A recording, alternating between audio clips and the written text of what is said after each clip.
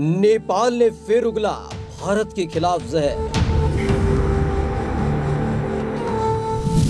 भारत पर लगाया नेपाली जमीन के कब्जे का आरोप। नेपाल ने जमीन कब्जे पर चीन को दी क्लीन चिट।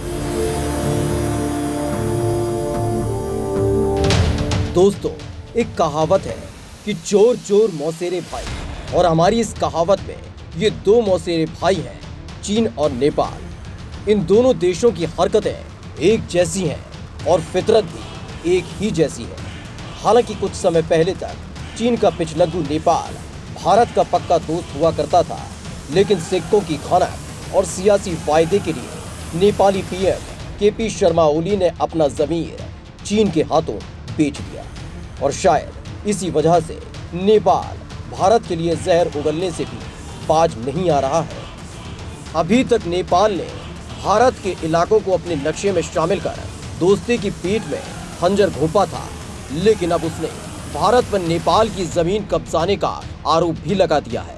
और चीन, जो नेपाल की हजारों हेक्टेयर जमीन पर कब्जा करके बैठा है, उसे क्लीन चिट भी दे रहा है। दरअसल चीन की गोद में बैठ चुकी नेपाल की ओली सरकार अब पूरी तरह से ड्रैगन के सुर में सुर मिलाने लगी है।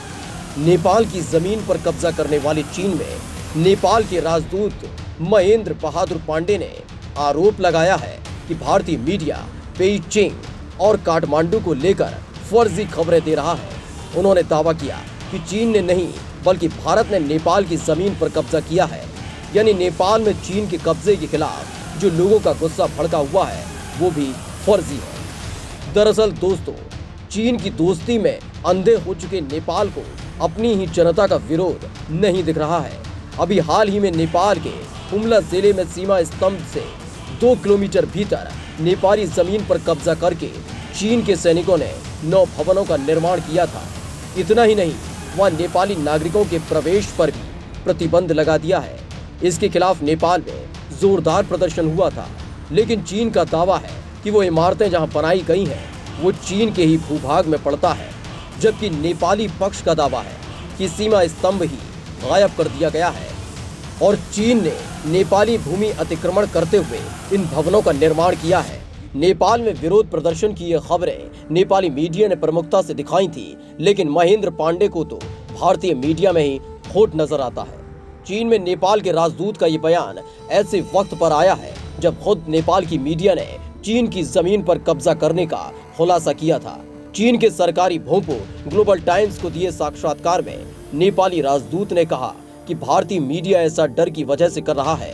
नेपाल हमेशा से ही एक स्वतंत्र देश रहा है, जबकि भारत एक उपनिवेश रह चुका है। हम किसी समूह की तरफ झुकाव नहीं रखते हैं। महेंद्र पांडे भारत को डरा हुआ बता रहे हैं, लेकिन उन्हें कौन समझाए कि जब भारत चीन जैसे ताकतवर देश से लोहा लेने में नहीं हिचकिचा रहा है तो नेपाल की औकात ही क्या है। महेंद्र पांडे ने भारत ही नहीं बल्कि तिब्बत को लेकर भी बड़ा बयान दिया है। उनके मुताबिक तिब्बत चीन का हिस्सा है और नेपाल चीन की इस नीति का समर्थन करता है। महेंद्र पांडे की माने तो कुछ लोग जो तिब्बत छोड़ चुके हैं और भारत में रहते हैं, उनमें से कुछ लोग भारत और नेपाल के बीच खुली सीमा का फायदा उठाकर घुस जाते हैं। वे हमारे संबंधों को खराब करना चाहते हैं। हम इसे अनुमति नहीं देते हैं। हमारी जमीन का इस्तेमाल मित्र देश चीन के खिलाफ नहीं किया जा सकता है। महेंद्र पांडे के इस बयान को देखकर लगता है कि उन पर चीन का कितना प्रभाव है। चीन में नेपाली राजदूत महेंद्र पांडे देश के विदेश मंत्री रह चुके हैं और उन्होंने पीएम मोदी के पहली बार प्रधानमंत्री बनने पर सबसे पहले मुलाकात की थी। हालांकि अब समय बदल चुका है। नेपाल आजकल चीन की गोद में बैठा है और उसके फेंके हुए टुकड़ों पर पल रहा है, जिसे देखकर लगता है कि आने वाले वक्त में उसका हाल भी पाकिस्तान जैसा होगा, जो कंगाली के कगार पर पहुंच चुका है।